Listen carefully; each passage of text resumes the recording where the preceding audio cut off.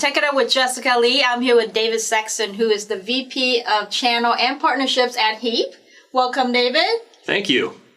I would like you to tell the audience what Heap does, please. Yes, no worries. So Heap is a product analytics solution. We've been around for about 6 years. Just received our Series C financing for Congratulations. Yes, thank you. But we're here, we provide a solution really to kind of like the product managers to really provide them with kind of like the insights and the data and make it easy and accessible to kind of like glean information from kind of the products they're providing for their customers. Right, like a lot of the SaaS software. Yeah. For example, I think E-Trade is a client of yours. Yeah, right? that's right. E-Trade is a great example of that. You think about the product manager from E-Trade. When you log into that application and you're managing all your money, that asset or that product is owned by the product team over at E-Trade. And so that's valuable information of how people interact with that solution and that application. Right. That's feeding the product team to better understand kind of like insights of like, hey, how are they using these new features? You know, do I have some kind of analysis that I want to do quickly to understand kind of how people are interacting with the application. Okay. It's really to provide better experiences. I think there are a few of this type of analytics product solutions out there. What makes your product different? Yeah, the biggest thing about Heap is we have this whole solution of auto capture. Okay. So traditional analytics really are kind of, for the last 20 years, a lot of the analytics solutions are really based on kind of hard coding and tracking that you have to instrument into the application. So it makes it a lot more difficult for, any type of product updates and the development cycles you have to go in through and then the investment in time just to kind of get access to that data. And Heap really eliminates that. We have this concept of auto capture where we just drop JavaScript into the application and we automatically capture all the events and the tracking and the page views, all of that information. We virtualize it, and we allow that to be very accessible to the owners of that data to kind of get insights from that. All right, so we're going to talk about strategies for partnerships and how you do it. You've worked at big companies, Oracle, Adobe, partnership development and all of that. Sure. You've worked at some smaller companies. And now what would be very informative is how do you go about crafting this strategy and how do you go about executing? Yeah, that's a great question. And in particular to kind of like there's, obviously 20 years ago, startups were kind of starting to become a thing during the dot-com days, right? But like today, there's such an explosion of all these different SaaS companies out there and starting up. And you're starting to see a rise of a lot of these companies investing in partnerships and channel strategies. And the biggest thing that I've discovered and kind of learned, and battle scars to prove it over the years, is like when you come on board to a company and you start to kind of think about partnerships and strategy, you really have to get buy-in from across the board with everyone. The executive leadership, the product team, the marketing team, the sales team, and really kind of, get their commitment to kind of embrace kind of a partner ecosystem. If one of those don't accept it or embrace it, you're definitely going to have some challenges down the road. And then different types of partners, right? There's the technology partner, the reseller, the integration kind of partner. Like it's not just one type of partner. Right. And depending on the business model and what solution that, the SaaS company is offering, that could be, technology companies could be more important than an integration company, could be more important than kind of like a solutions or consultant agency. So it's all kind of comparative. The biggest thing that you really need to dig into is, and I don't want to underemphasize this too much, but in regards to kind of really understanding kind of like the business model, the customers the company is trying to go after. Before you do any type of partner strategy and planning and ecosystem, you really want to kind of dig into that and understand the markets, who you're going after, what's an ideal customer profile, what's success to them. And then you have to really dovetail into the partner strategy, right? And you look at that whole customer journey of like those companies acquiring, and converting, and making them successful and getting them to be kind of raving lunatic fans of your solution. You have to kind of figure out where partners fit along each step of that journey and really kind of enable them and embrace them and work with them to be successful in those spots. But let's talk about the current program you have. What is the partnership strategy, and how do you go about executing that? Yeah, well, and Heap it's such a fun stage right now for me as in my role in doing this, because partnerships. I was brought on about 14 months ago. And there was, we had partnerships, we had some other kind of relationships. I would call them relationships more so with different companies, but really had that ability to kind of take and embrace and work with the whole leadership team to kind of build up this whole partner ecosystem. So a lot of it was just even kind of like coming to market and saying, hey, we're open, and creating kind of marketing content on our own kind of website, saying, hey, we have a partnership strategy. Here's some of the partners. We bifurcate between solution partners, which are traditionally services and consultancies, and then technology companies, the companies we have kind of other software solutions we integrate with. I see. And so, in developing that, that was just kind of a simple form of kind of creating some foundational stuff. And then from there, it's really kind of, it's selling and working with the executive team. We're going through, and companies often of this size, we go through kind of like the exercise of like, hey, who's our ideal customer profile? Who are we selling to? What markets are we going after? Is it SMB? Is it mid-market? Is it enterprise? And that's really going to drive kind of like, hey, where are the best relationships and what types of companies are involved with those types of customers as well.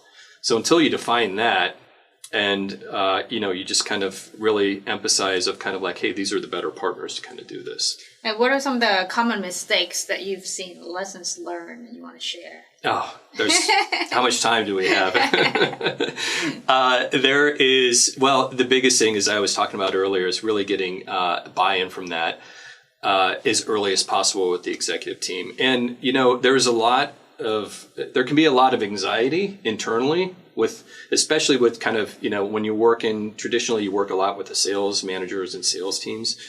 There can be a lot of anxiety in getting kind of quick wins and quick results.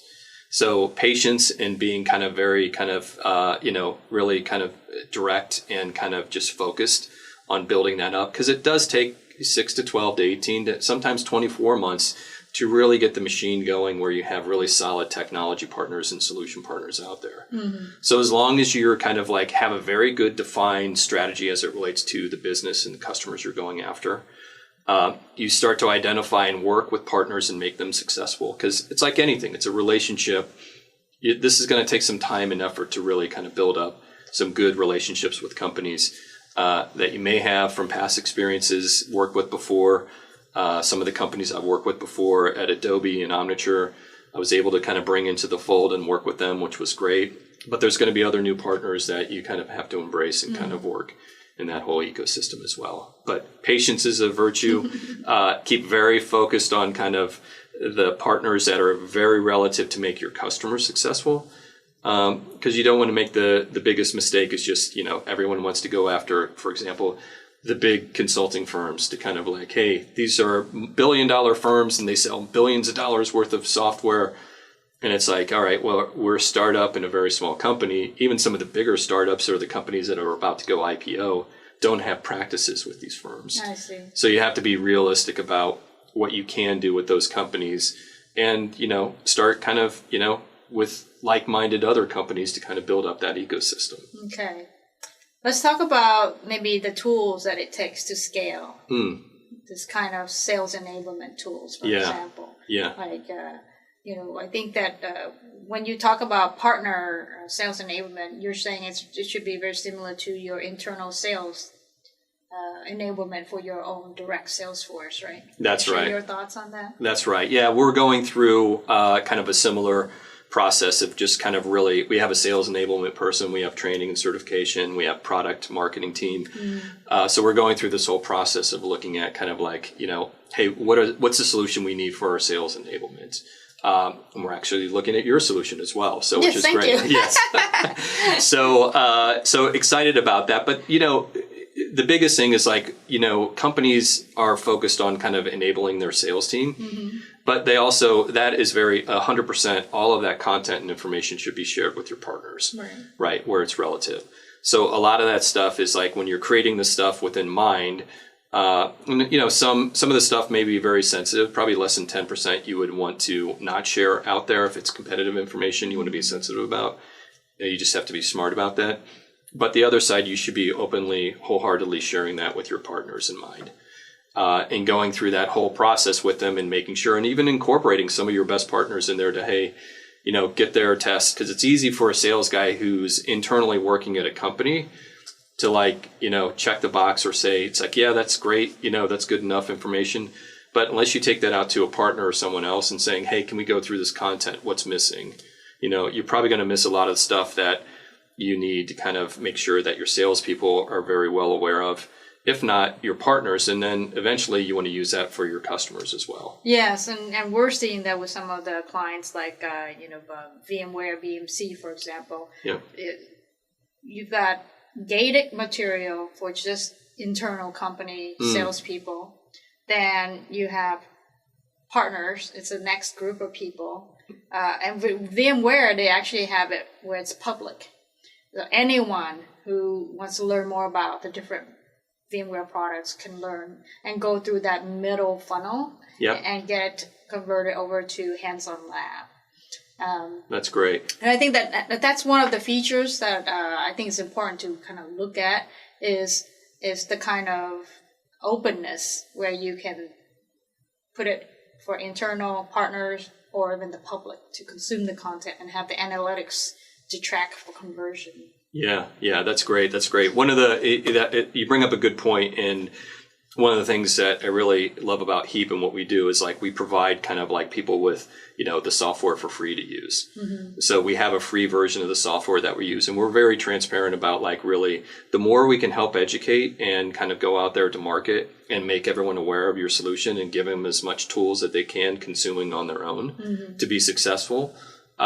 You know, companies like VMware is a great example of doing that. It's like, hey, they're going to be more embracing of your brand and your product, and probably better educated of kind of providing solutions for that, right? Yes. Okay, so now with the $55 million funding, what is exciting ahead for you? Well, I think it's exciting ahead. There's some recent announcements. We have some really key kind of executive leaders that are going to be joining the company. Okay. So more will be shared of that in the coming months from the company. So very excited about the leadership team. Ravi and Mateen, the founders, are great. Some of the smartest guys I've ever worked with, and just very embracing of this whole kind of partner ecosystem and the channel ecosystem. And but there's going to be some interesting things. Obviously, you know, executive leadership is going to be key, but also expanding kind of more of our footprint outside of primarily North America to other markets as well. Okay. So, but we're going to be very frugal about the money. So not a lot of big .com parties ahead of us. Okay, wonderful. Well, it's been great to have you share about Heap and what's happening on the partnership side of some of the best practices and lessons learned. Great. Thank you very much, David, for being on the show. Awesome. Thank you, Jessica. There you have it, folks. Check it out with Jessica Lee, David Saxon from Heap.